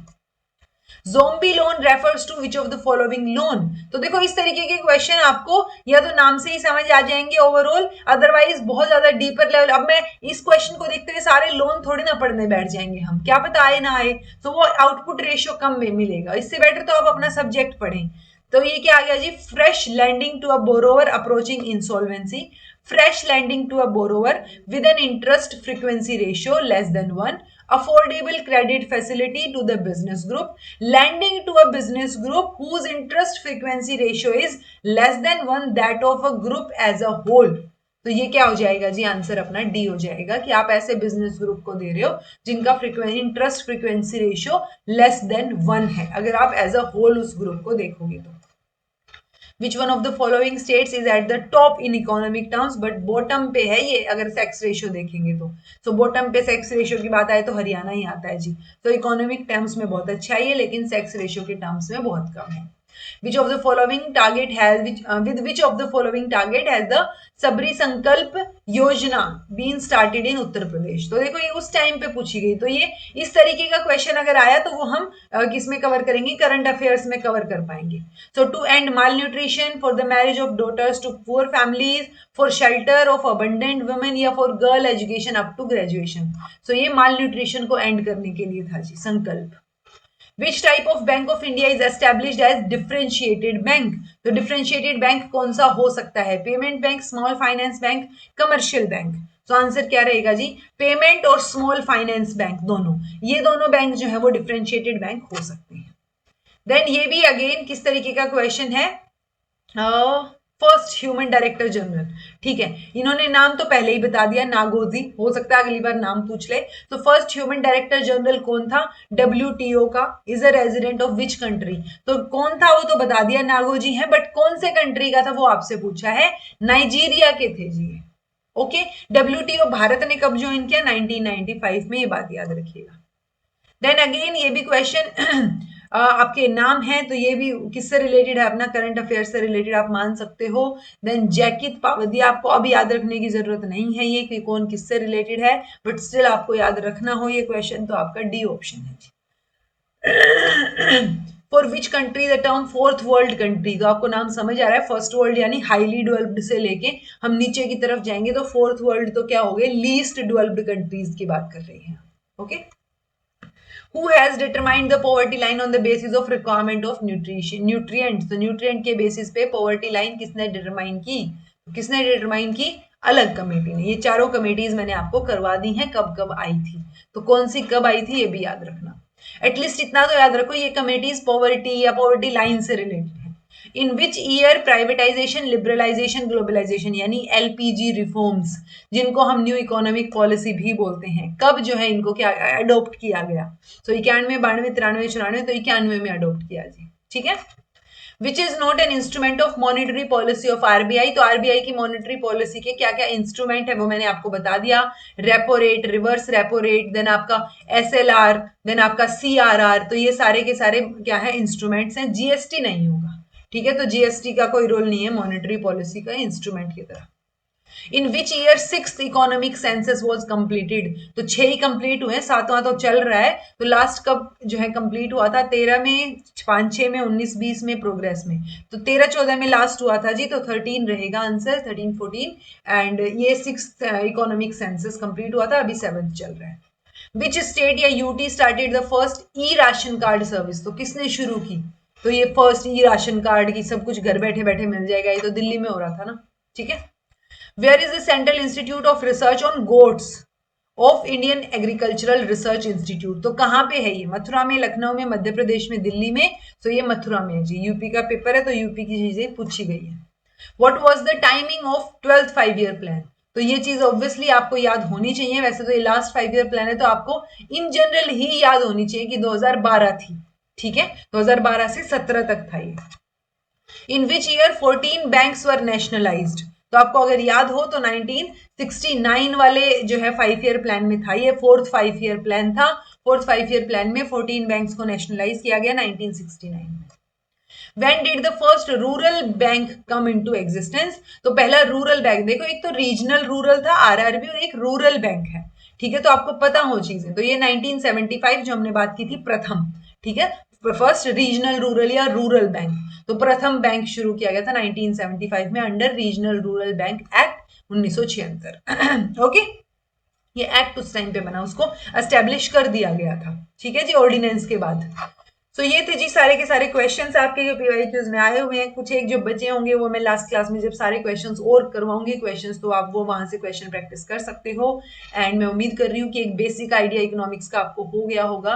This was all about today, thank you so much for watching, B happy, keep smiling. अब हमारे करंट अफेयर्स या जो मेजर अफेयर्स हैं वो बचे हैं और उसके साथ साथ उन्हीं की क्वेश्चन प्रैक्टिस बची है, ठीक है। तो कोशिश रहेगी कि मेजर चंक आपका करंट अफेयर्स का करवा के फिर जो है आपका क्या करवाया जाए, क्वेश्चन के थ्रू आपके करंट अफेयर्स कवर करवाने की कोशिश की जाए। So this was all about today, thank you so much for watching, be happy, keep smiling, subscribe to inculcate learning because it is absolutely free, be consistent in your efforts, take care, see you in next class.